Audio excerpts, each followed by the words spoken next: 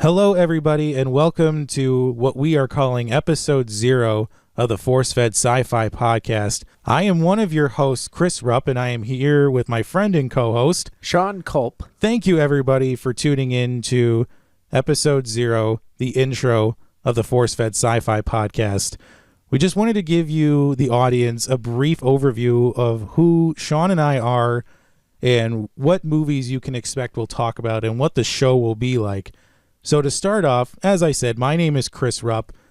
Grew up in near suburbs of Chicago, lived there my whole life, and my love of sci-fi really kind of came about from many holiday weekend marathons of The Twilight Zone with my dad, and breaking down those episodes with him, and that he introduced me to movies like Terminator 2 and Predator. And if I gave it any thought as a 28-year-old adult, it would really explain a lot in my later years. Really? Yeah, it really would.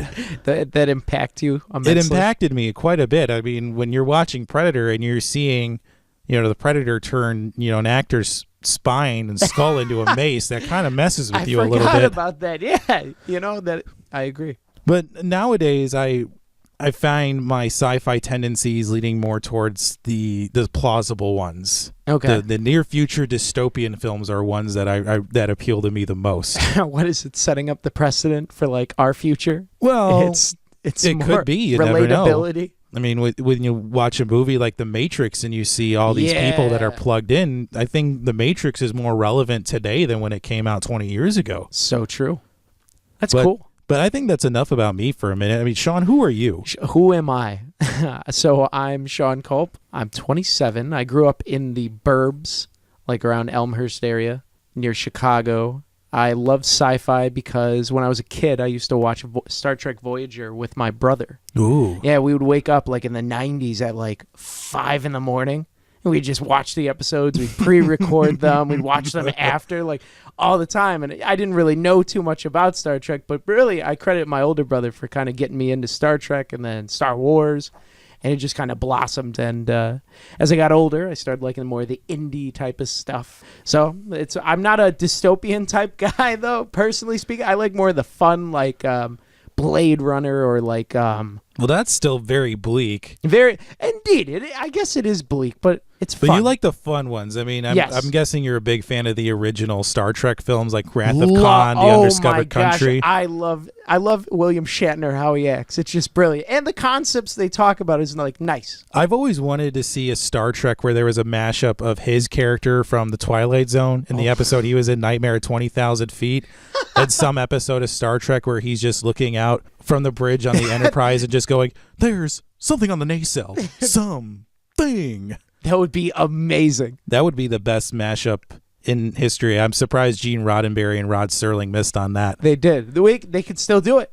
He's still alive. Neither of them are alive. No, but William Shatner is. Yeah. So they could redub it. They could redo it. So some of the movies that we hope to cover here on the show, we have Interstellar, we have 2001: A Space Odyssey, The Martian, Alien, Aliens, Star Trek, the original and the reboot series, Blade Runner, The Matrix, Predator, Super 8. We have a list of about 118 movies. That's a lot. And plenty in reserve. So we hope that you tune in to hear us every week to dissect your favorite sci-fi films. Please. And shoot us an email if you have any requests or anything fun that you want us to review. Odds are we probably hit on just about every sci-fi film that we could think of in the last 40 years. Yeah. But before you tune in, why don't we give a brief overview of what folks can expect from the show? The breakdown. So we will introduce the show. We'll give a brief synopsis, hopefully spoiler-free, but my statute of limitations of spoilers is 5 years. So Fair if the movie's enough. older than that, you're out of luck there. So we're going to break down who's in the movie, who directed it, who wrote it, who produced it, what led into the filming, what inspired it. We're going to break down the film, any philosophical or filmmaking questions that come up as we review and watch. And at the end, we pick our red shirt, who, if you are familiar with Star Trek lore, you know that the red shirt is the character who has been chosen to die by the writers without service to plot development or story of any kind.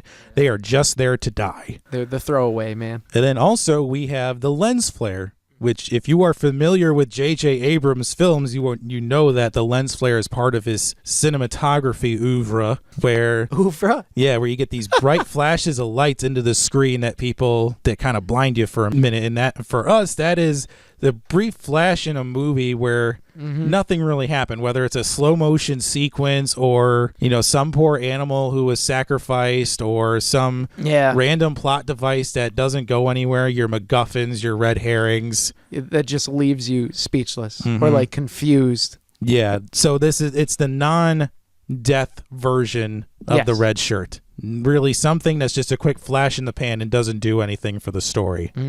So in addition to going over the movie and answering our philosophical and filmmaking questions and the red shirt and the lens flare, this podcast wouldn't be complete without having a rating system. Of course, you have to. Yes, for any movie podcast, it is obligatory to have a rating system, and we have one that is unique to the Force Fed Sci-Fi Podcast. We have a 4-tiered system. So we have Wouldn't Watch, which those movies where once was enough. Never again. Yeah, we'd have Would Watch, where we would classify this as, we see it on TBS or TNT, and, it's still early enough in the movie, we can still enjoy it. Yeah. We have the Would Own section, where we would comfortably and happily add this movie to our collection and enjoy future viewings of it. And then finally finish it up with a Would Host viewing parties, which we love this movie so much that it's so enjoyable that it just has to be shared with the world. That's like the Lord of the Rings viewings, or the people that do the Harry Potter trilogy. They just like sit down and have parties around I don't have 18 hours to watch all of the Lord of the Rings movies. I'm telling you, man. Some people do it. My butt would be so sore after all that I would need so many breaks. I feel like viewing parties is so disciplined. It has to be the right movie, and you have to invite the right people that would enjoy the movie. Fair enough. So with all of that being said,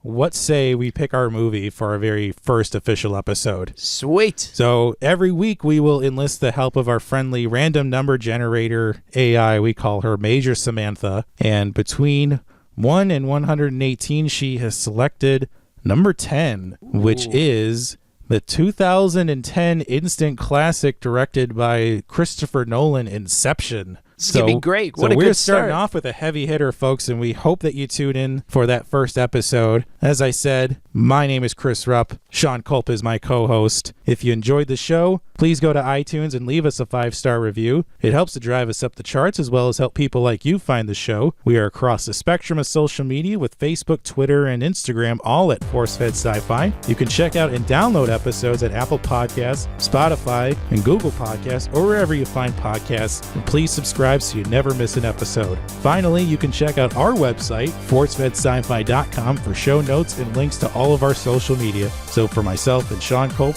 we'll see you next time.